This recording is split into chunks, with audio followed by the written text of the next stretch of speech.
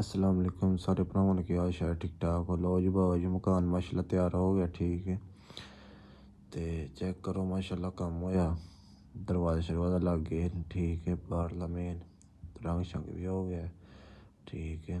तो रंग वाले बंदे लगे ने, तो माशाल्लाह उन्होंने देखा बैक साइड तिन्ने ही ना माशाल्लाह रंग कर छड़ियां, ठीक है। प्राइमर मार छड़िया, तो बाकी माशाल्लाह प्राइमर सुकेगा हूँ तो फिर उत्ते इंशाल्लाह फाइनल कोड लगेगा ਇਹਦਾ, ठीक है। तो चेक करो हाँ इधर भी प्राइमर मार छड़िया, तो आओ तेन सीलिंग सुलूंग वाले बंदे लगे ने, सीलिंग सुलूंग तेन वहाने माशाल्लाह चेक करो कैसे सीलिंग हुई है।